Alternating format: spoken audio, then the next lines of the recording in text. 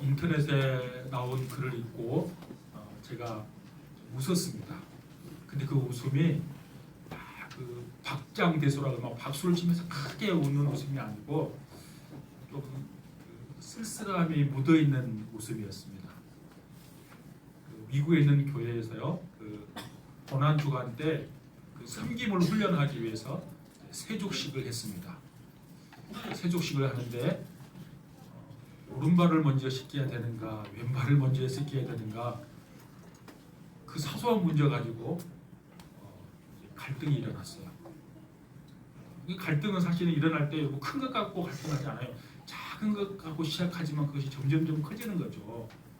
근데 그 갈등을 결국 해결하지 못하고 교회가 갈라지고 말았습니다. 오른발을 씻어야 한다는 사람들이 교회를 개척하고 나갔어요. 그리고 그 교회를 이름을 지었는데 오른발 교회라고 이름을 지었던 것 같아요.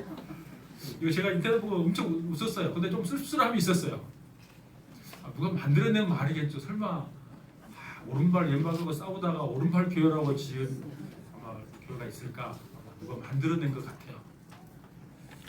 교회 공동체에는 불일치가 있고 같은 갈등이 있을 수 있습니다. 근데 우리가 기억해야 할 것이 있습니다. 다른 길을 가더라도 반드시 기억해야 하는 것이 있다면 그것은 그 갈등 가운데 언제나 사랑이 전제가 되어야 합니다. 예수님께서 우리에게 주신 말씀이에요. 너희가 서로 사랑할 때 이로써 내 제자인 것을 내가 알 것이다. 예수님께서 그렇게 말씀하셨죠. 그러니까 우리가 의견이 차이가 있고 갈등이 있다 할지라도 언제나 우리는 서로를 사랑하는 마음만큼은 잃지 않도록 노력하셔야 합니다. 그것이 주님께서 우리에게 명령하신 거예요. 여러분 교회 내에 갈등이 있다면 여러분 마냥 방치해서는 안 됩니다.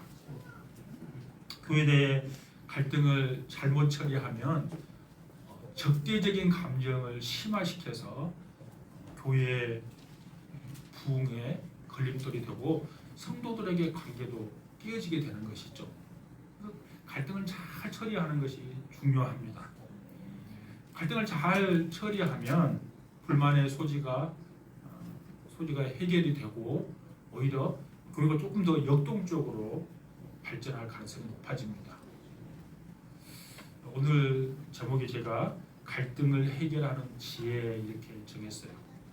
우리 교회를 생각해보고 주변에 있는 교회를 생각해보고 이 세상에 어떤 교회도 갈등이 없는 교회는 단 한 교회도 없어요. 왜냐하면 다 부족한 사람들이 모여있기 때문에 갈등이 다 있을 수밖에 없죠. 어떻게 하면 오늘 말씀을 통해서 갈등을 잘 해결할 수 있는 지혜를 얻을 수 있을까 좀 생각해보면 좋을 것 같습니다. 오늘 우리가 계속 보고 있는 사도행전 15장을 보고 있는데요. 기독교 역사상 가장 중요한 종교회의가 열렸어요. 예루살렘 1차 종교회의가 열렸습니다. 근데 그 갈등의 상황이 우리가 저번 주부터 보고 있잖아요. 근데 그 갈등의 상황을 아주 지혜롭게 잘 해결한 그 예가 오늘 사도행전 15장이에요. 그러니까 예루살렘 1차 종교회의를 통해서 엄청난 갈등이 있었지만 그것을 잘 해결하는 모범을 보여주는 것이 오늘 본문의 말씀이에요. 바울과 바나바가 사역하고 있는 안디옥 교회에 유대 지역에서 전도자들이 찾아왔어요. 그럼 뭐라고 말했는가 하면 이방인들이 구원 받으려면 예수 믿는 것까지는 안 된다는 거예요. 할례를 받아야만 구원을 받는다는 거예요. 그들의 그 주장 때문에 이제 갈등이 심화됩니다. 서로 논쟁이 있는데 해결이 안 돼요. 해결이 안 되니까 여러분 어떻게 했어요? 결국 예루살렘 교회를 찾아갔어요. 예루살렘 교회를 찾아가서 그 이야기를 하니까 예루살렘 교회에 있는 바리새파 사람들이 여러분 뭐라 그랬어요? 이방인들이 예수 그리스도를 믿고 회심했다 할지라도 그들도 할례를 받고 모세의 율법을 지키는 것이 마땅하다고 그들 주장했어요. 저번 주에 살펴보았잖아요. 그러니까 베드로가 저번 주 말씀 생각해 보세요. 11절 뭐라고 말했는가 하면 우리가 주의 은혜로 구원받은 것처럼 그들도 이방인들도 주의 은혜로 구원받은 것을 우리가 믿습니다라고 베드로가 선포했죠. 그리고 오늘 이제 본문 12절이 시작되는 거예요. 12절은 바울과 바나바가 자신들의 경험을 이야기를 하면서 베드로가 그 11절에서 했던 말이 맞는 말이라는 것을 힘을 실어주는 거예요. 오늘 12절의 말씀의 내용이 뭐라고 제가 풀어서 말씀드리면 12절의 내용의 말씀은 하나님은 이방인들에게도 찾아와 주셨고 예수님은 그들의 구원이 되셨고 성령님의 역사와 기적들이 이방인 가운데도 일어났다는 거야. 그게 12절의 내용이에요. 이것은 굉장히 놀라운 일이고 특히 유대인들에게는 도저히 믿을 수 없는 이야기인 거예요. 그런 갈등 상황 속에서 예루살렘 교회의 의장인, 지금으로 말하면 담임 목사예요. 의장인 야고보가 이 갈등을 지혜롭게 잘 해결을 합니다. 여러분 우리가 한번 생각해 보세요. 교회에서 갈등, 여러분 어떤 문제로 갈등이 일어날까요? 교회에서 갈등이 일어나면 오늘 우리가 본문에서 보고 있는 구원의 문제, 이런 진리의 문제 가지고 교회 잘 갈등이 안 일어나요. 사소한 것 가지고 갈등이 일어나요. 미국에 있는 그 교회처럼 세조실 갈 때 오른발을 씻어야 하나 왼발을 씻어야 하나 아주 아무것도 아닌 것 가지고 갈등이 일어나요. 또 갈등이 왜 일어나는가 하면 내가 알고 있는 것이 완전히 다 맞다고 딱 자신의 생각을 딱 문 닫아버리고 다른 사람의 이야기는 전혀 귀를 기울이지 않을 때 갈등이 일어나요. 자신이 믿고 알고 있는 것이 진리이고 맞으면 상관없는데 자기가 믿고 알고 있는 상황이 만약에 진리가 아니고 틀린 상황인데도 끝까지 그것을 고집한다면 그건 갈등은 더욱더 심화되는 것이죠.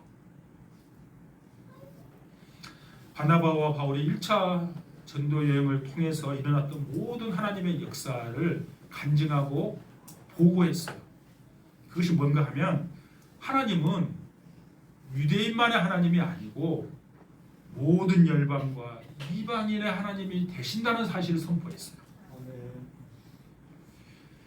그런데 유대인들은 자신들의 경험과 자신들이 알고 있는 짧은 지식으로 하나님이 모든 민족을 구원한다는 사실을 믿지 못하고 부정했어요.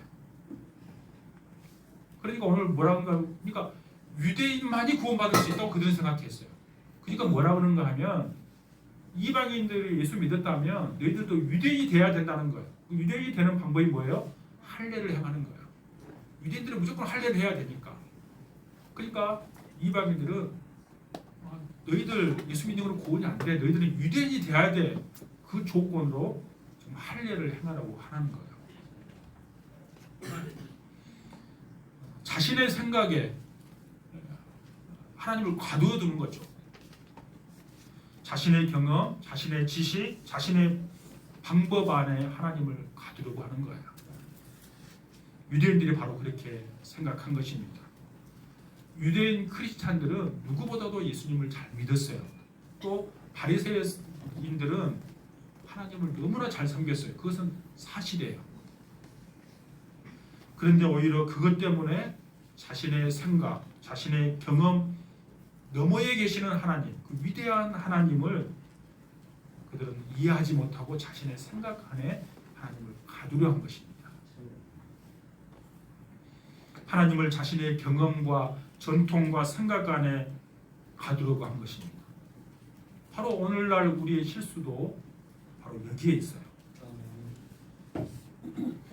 내가 아는 게 아니면 잘못됐다고 생각하는 거예요. 내 생각 안에 하나님을 가두려고 하는 거예요. 그러니까 내가 이해하지 못한다고 여러분 다 잘못된 것은 아닙니다. 여러분 우리는 장로 교단이잖아요. 이게 장로 교단은 전통적으로 말씀을 중심으로 하는 교단이기 때문에 늘 좀 이렇게 뜨거운 것이 별로 없죠. 막 통성으로 기도하는 것도 잘 안 하고 일반적으로 그래요. 그리고 우리 교회는 조금은 제가 합심으로 기도를 하는 거 했지만 제가 오기 전에는 합심으로 기도하는 것도 없었어요. 장로교는 일반적으로 대부분 그래 조용하니 말씀만 듣고 그냥 뭐 아멘 소리도 안 하고 박수도 잘 안 치고 손도 잘 안 올리고 일반적으로 장로교는 그러는 거죠. 근데 다른 교단들 특별히 순복음 같은 경우는 굉장히 뜨겁잖아요. 그러니까 순복음 교단에서 일어나는 그 성령의 역사가 우리와 좀 생각이 다르고 우리 스타일과 맞지 않다고 해서 그것이 잘못됐다고 정죄해버리면 그것이 교만이고 실수라는 거예요. 여러분 저는 신비주의, 은사주의만 쫓아가는 것은 저는 적극적으로 반대합니다. 그러나 신비 그 자체를 여러분 부정해서는 안 됩니다. 아니 의사가 이 환자를 놓고 오늘 사형 선고를 내렸어요. 도저히 사랑할 가망이 없습니다. 이렇게 의사가 사망 선고를 내렸다 할지라도 저는 하나님이 얼마든지 그 사람을 일으켜 세워줄 수 있다고 저는 믿는 목사예요. 근데 우리의 생각 안에 하나님을 가두어둬서는 안 됩니다. 그러니까 하나님을 알려고 하는 것에 소홀히 하고 그냥 보기에 자신의 마음에 안 들면 그것이 틀렸다고 잘못됐다고 정죄해서는 안 된다는 거예요. 그건 엄청난 교만이고 그것은 실수입니다. 여러분 제가 매년 목회대학원을 제가 가는 이미 수료를 했어요. 근데 왜 청강성으로 가서 왜 공부를 계속 하는가 하면 여러분 이 성경을 보십시오. 이 성경을 제가 어떻게 다 알겠습니까? 제가 일부분만 아는 거잖아요. 그러니까 제가 알고 있는 것이 완벽할지도 않을 수도 있어요. 그러니까 제가 부족함을 알기 때문에 공부하러 가는 거죠. 여러분 목사도 그렇고 대학교 신학교의 교수도 그렇고 누구를 섬기는가 하면 그것은 교과서에 나와 있는 거예요. 모든 목사든 신학 교수든 다 누구를 섬기는가 하면 여러분을 섬기는 거예요. 교회를 섬기는 거예요. 담임 목사는 말씀을 선포함으로 여러분을 섬기는 거고 신학교 교수는 그럼 어떻게 섬기는가 하면 교회를 어떻게 섬기는가 하면 담임 목사에게 목사님들이잖아요. 뭐 담임 목사가 됐든 부목사가 됐든 목사님들에게 성경의 말씀을 바르게 가르침으로 담임 목사가 바른 말씀을 선포하도록 섬기는 거예요. 그래서 궁극적으로는 교회를 섬기는 거예요. 제가 갈 때마다 느끼는 거 있어요. 우리가 알고 있는 거, 이게 지금 맞겠지 하는 것들이 사실은 성경에 틀린 것들이 많아요. 그래서 제가 다 여러분에게 오픈 안 해서 그랬지. 교수님 뭐라 그러는가 하면 우리의 사명은 목사님들을 돕는 것이 우리의 사명입니다. 교회를 잘 섬길 수 있도록. 그런데 목사님들 잘못하는 부분들이 있습니다. 그러면 우리가 그 자료를 대고 바르게 가르쳐주면 교회 가서 그걸 적용해야 되는데 잘 안 한다는 거예요. 그리고 그것이 모든 성도들까지 들어가서 일반적으로 다 통용되기까지는 미국에서 통계를 냈대요. 미국에서 30년이나 세월이 걸린대요. 그러니까 한번 잘못 이해된 것이 바로잡기까지가 그게 굉장히 어렵다는 거죠. 그러니까 내가 알고 있는 것이 전부가 아니라는 사실 그리고 좀 열린 마음으로 우리가 배우려는 자세가 이렇게 필요한 거예요. 그러니까 내가 이해하지 못한다고 상대편을 정죄해버리면 갈등에서 헤어나지 못합니다. 바나바와 바울이 간증하고 난 다음에 이제 마지막으로 예루살렘 공의회의 의장이었던 지금으로 말하면 담임 목사였던 야고보가 결론을 내립니다. 여기서 야고보는 누군가 하면 우리가 잘 아는 야고보서를 쓴 예수님의 친동생 야고보입니다. 이제 구원에 관한 문제로 갈등이 심했는데 결론을 어떻게 내리는가 하면 갈등이 심해서 지금 안디옥 교회에서 예루살렘 교회까지 왔잖아요. 그 지금 아마 초대교회에서 큰 그 갈등의 중요한 요소였을 것입니다. 구원에 관한 문제이기 때문에 굉장히 중요한 문제죠. 이 결론을 야고보가 어떻게 내린 것이 정석이에요. 야고보는 그들이 하는 이야기를 다 들어요. 다 듣고 자신의 주장을 펼치는데 그 주장의 근거가 뭔가 하면 성경이에요. 이게 갈등의 해결의 가장 모범 답안이에요. 그럼 다른 사람과 의견이 차이가 나면 보통 저를 포함해서 모든 사람들은 자신의 주장을 관철시키려고 말을 더 많이 해요. 근데 갈등을 해결하려면 야고보처럼 얘기를 다 들어야 되는 거예요. 야고보가 초대교회에 있을 때 모든 이야기를 다 듣는 거예요. 예루살렘 교회에 있는 바리새파 사람들 이야기도 듣고 베드로도 이야기도 듣고 바울과 바나바 이야기를 다 들은 거예요. 다 듣고 난 다음에 이야기하는 거예요. 그 갈등을 해결하는 데 아주 중요한 요소입니다. 여러분 혹시 갈등이 있으면 여러분 어떻게 하세요? 말을 많이 하세요? 상대편 이야기를 들으려고 하세요? 들으려고 해야 되는 거예요. 그래야 갈등이 해결돼요. 근데 그게 잘 안 돼요. 우리가 저를 비롯해서 그렇게 들었고 그가 주장하는 것은 성경을 근거로 삼아요. 그러니까 베드로의 간증을 예를 들면서 야고보가 어떻게 말하는가 하면 예수 그리스도를 영접하고 성령을 받은 사건은 구약의 예언과 약속의 응답과 성취로서 하나님께서 이루신 일이라는 거예요. 그걸 지금 본문에 쭉 설명하는 거예요. 즉 하나님이 하시는 일은 예고 없이 무작정 된 일이 아니라 구약의 예언자를 통해서 이미 알려진 바 되었고 그 예언이 실제로 이루어졌다는 거예요. 그것을 쭉 설명하면서 15절 이렇게 말해요. 15절 보세요. 선지자들의 말씀이 이와 일치하도다 그랬어요. 그러니까 베드로와 바울과 바나바의 이야기 모든 이야기를 다 듣고 이 모든 일들이 선지자의 말씀과 맥을 같이 한다고 지금 성경을 근거로 통해서 이야기하는 거예요. 사실 베드로가 말하는 것은 자기 고넬료 과정에서 일어난 일이었잖아요. 자신 개인적인 경험이었어요. 바울과 바나바도 복음을 증거할 때 자신의 경험과 간증을 이야기했어요. 근데 그것을 결론을 내릴 때는 야고보는 개인적인 간증, 개인적인 경험, 그걸 자신의 생각 가지고 결론을 내는 것이 아니라 선지자들이 한 말씀, 구약의 말씀을 인용하며 결론을 낸다. 그 결론을 내는 말씀이 오늘 16절부터 18절이에요. 여러분 성경책을 한번 다시 보세요. 16절에 보면 각주가 달아져 있죠. 각주가 달아져 있나요? 구약 성경을 인용했단 말이에요.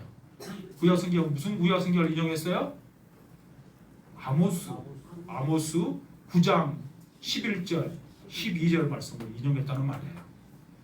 그러니까 야고보는 그 결론을 내릴 때 그들 이야기를 다 듣고 그것을 구약의 말씀과 연결을 시켜서 자기의 주장을 펼치는 거죠. 여러분 16절부터 18절 다시 한번 보십시오. 같이 한번 읽을까요? 16절부터 18절 시작. 이후에 내가 돌아와서 다윗의 무너진 장막을 다시 지으며 또 그 허물어진 것을 다시 지어 일으키리니 이는 그 남은 사람들과 내 이름으로 일컬음을 받은 모든 이방인들로 주를 찾게 하려 함이라 하셨으니 즉 예로부터 이것을 알게 하시는 주의 말씀이라 함과 같으니라. 아멘. 하나님이 왜 다윗의 무너진 장막을 다시 세우시고 그 허물어진 것을 다시 일으키시겠습니까? 왜 하나님께서 다윗의 왕위를 끝까지 보존해 주십니까? 목적은 딱 하나예요. 다윗의 자손을 통해서 메시아가 나게 하고 그 메시아를 통해서 예루살렘과 유다에 있는 그 선택된 이스라엘 백성들뿐만 아니라 모든 열방이 구원받게 하기 위함이에요. 그러니까 이스라엘 백성들만을 하나님께서 사랑하셔서 이스라엘 선택한 것이 아니라 이스라엘 백성들을 통해서 모든 민족이 구원받도록 제사장 민족으로 이스라엘을 선택했다는 거예요. 아모스 선지자는 이 사실을 오래전에 알고 예루살렘 공회회가 열리기 전, 그러니까 약 750년 전에 이미 그것을 선포한 것입니다. 그 아모스 선지자가 선포한 것을 지금 야고보가 베드로나 바울과 바나바가 이야기했던 말과 연결을 시켜서 지금 이야기하는 거예요. 하나님께서 이방인을 찾으신다는 메시지는 이미 오래전에 예언됐다는 사실이에요. 이스라엘 민족의 조상이라고 할 수 있는 아브라함을 부르실 때 이것은 이미 말씀하셨어요. 하나님께서 뭐라고 말씀하세요? 내가 너를 통하여 모든 민족이 복을 받게 하겠다. 너는 복의 근원이 될 것이다. 너를 통해서 모든 민족이 복을 받겠다 하게 그 말은 너를 통해서 모든 민족을 내가 구원시키겠다 그 말이야. 그러니까 이스라엘 백성을 통해서 구원받는 것이 아니라 영적인 아브라함의 후손을 통해서 모든 민족이, 그러니까 유대인들을 구원시키는 것이 아니라 모든 민족이 구원받게 하겠다는 것이 하나님의 계획인 것입니다. 아멘. 그것을 야고보가 성경을 근거를 들어서 설명하는 거예요. 그 아모스의 메시지가 지금 베드로가 말한 메시지이고, 그리고 바울과 바나바에게 일어난 일들과 일치한다는 것이 야고보의 결론입니다. 이것은 구약의 예언이 성취됐다고 지금 말하고 있는 거예요. 이 말씀의 근거에서 야고보는 교회의 의장으로서 두 가지를 교회의 결정사항을 이야기합니다. 그것이 19절, 20절이에요. 19절의 결정이 무엇인가 하면 예수 그리스도로 말미암아 구원을 받고 성령을 받은 이방인들에게 유대인의 전통인, 즉 이스라엘 백성들이 지켰던 율법이나 규례나 할례를 강요하지 말라는 거예요. 그걸 지금 말씀하는 거예요.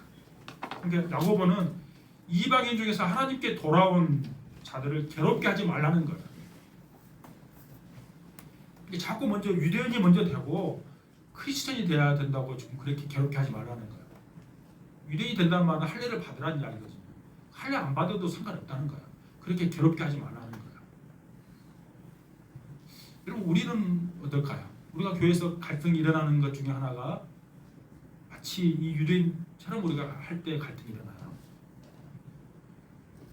만약에 내가 모태신앙이고 오랫동안 예수 믿었다면 처음 예수 믿는 사람에게 우리가 요구하는 것들이 있어요. 교회 전통은 이거야. 이것은 이렇게 해야 되고 이것은 이렇게 하면 안 되고, 이거 먼저 가르치는 거죠. 이거 전에 뭘 가르쳐야 돼요? 복음이 무엇인지를 먼저 가르쳐야 되는 거예요. 야고보가 했던 것처럼 예수 그리스도를 통해서 구원받는다는 예수 그리스도의 복음을 먼저 가르쳐야 되는데, 그건 빼버리고 이거 하면 안 되고 이건 해야 되고 이거 가르치는 거예요. 유대인들과 우리가 별 차이 안 나요. 하나님의 마음을 잃지 못하면 우리도 얼마든지 다른 사람을 괴롭게 할 수 있다는 거죠. 근데 괴롭게 하는 사람은 자기가 괴롭게 하는지 몰라요. 당하는 사람만 아는 거예요.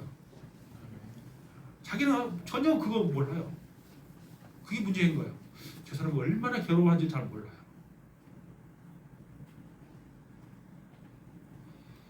야고보가 내린 결론 중에 하나가 바로 그거입니다.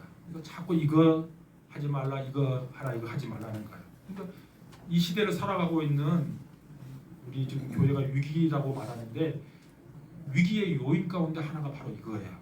뭔가 하면 복음이 아닌 것 가지고 너무 심각하게 사람들을 속박한다는 거예요.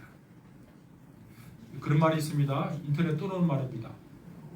꼰대가 제일 많이 있는 집단이 어딜까요? 학교일까요? 회사일까요? 교회일까요? 교회예요, 교회. 왜 청년들이 교회를 다 떠나갈까요?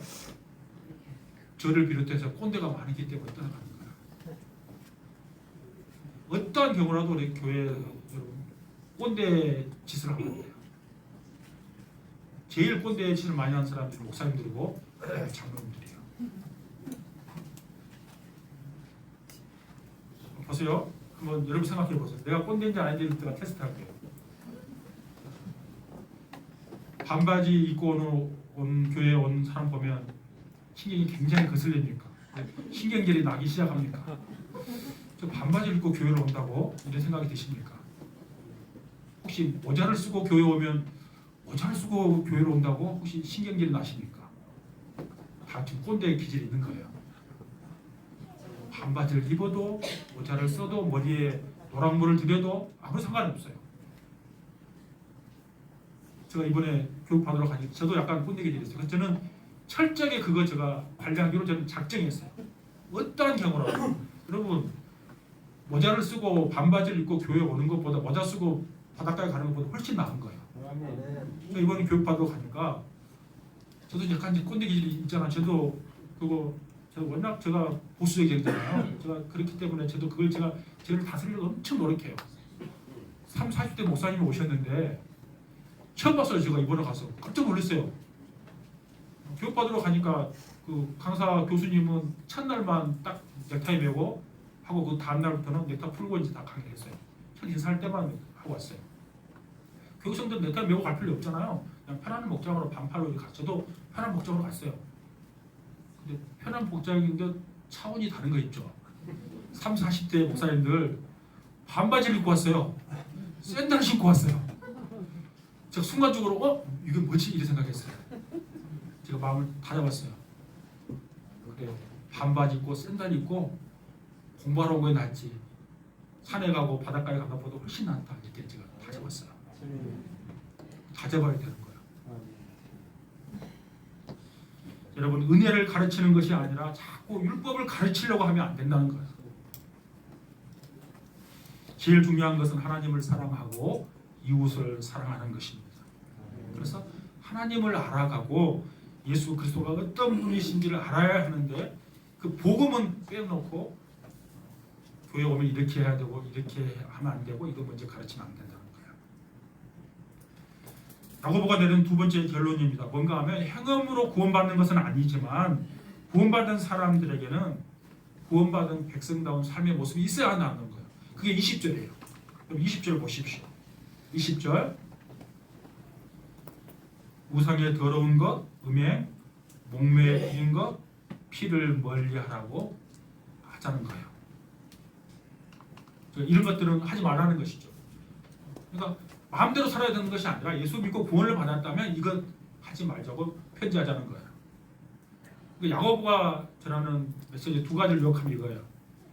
예수 그리스도를 믿음으로 구원받는다는 것, 어떤 행함으로 구원받지 않는다는 거예요. 그리고 우리가 예수 그리스도를 통해서 구원받았다면 구원받은 사람답게 우리가 거룩한 삶을 살아야 된다는 그게 핵심이에요. 여러분, 이 예루살렘 종교회의는 아주 기독교에서 중요합니다. AD 49년 50년경에 열렸던 겁니다.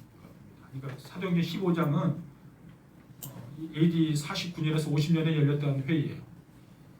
여러분, 우리가 야고보서 공부했잖아요. 야고보서 공부할 때 야고보서가 AD 49년에 쓰여졌어요. 그러니까 그 야고보서는 이 야고보가 쓴 거잖아요. 그러니까 그 비슷한 시기에 있었던 거예요. 그러니까 그 당시에 야고보서를 신학자들은 야고보서를 쓴 다음에 예루살렘 1차 종교회의를 결론을 냈을 것이다. 그렇게 신학자들은 봐요. 또 그 비슷한 시기에 쓰여진 성경책이 있어요. 또 우리가 잘 아는 갈라디아서가 그 시기에 쓰여서 49년이에요. 우리가 이미 갈라디아서 봤잖아요. 사도 바울이 풍토병에 걸려가지고 산을 넘어서 지방에 가서 복음을 전했잖아요. 피시디아, 안디옥과 이고니온과 루스트라, 더베 그 지역이 다 갈라디아 지역이거든요. 그게 BC 40, AD 49년에 지금 써진 책이에요. 그러니까 이 비슷한 시기에 쓰여진 거죠. 그래서 제가 이 말씀을 연구하면서 사도행전 15장이 끝나고 나면 16장으로 간 게 아니고 갈라디아서를 살펴봐야 되겠다 생각이 들었어요. 그런가 하면 갈라디아서에 내가 전한 복음 외에 다른 복음을 전하는 것은 내가 용서하지 않겠다 강력하게 선포한 거잖아요. 그러니까 그 상황에 어떤 일이 있었는지를 좀 살펴보면 성경을 좀 맥락을 이해하는 게 쉬울 것 같아요. 여러분, 결론적으로 말씀을 드립니다. 성경과 성숙에는 성경통이 있게 마련입니다. 혹시 갈등이 있다면 이 갈등을 다른 사람의 이야기를 좀 들으려고 하십시오. 진리가 아닌 것에 목매지 마십시오. 내려놓으십시오. 다. 제가 언젠가 한번 예를 들었잖아요. 바로 앞에 있는 교회예요. 얼마 안 떨어졌어요. 예천에 있는 교회. 목사님 저를 붙잡고 손을 잡고 저한테 호소하는 거예요. 목사님, 장로님들이 저를 너무 힘들게 합니다. 저한테 그 눈물 글썽글썽 하는 거예요. 뭐 때문에 힘듭니까? 여러분, 그 힘들 일이 한번 보세요.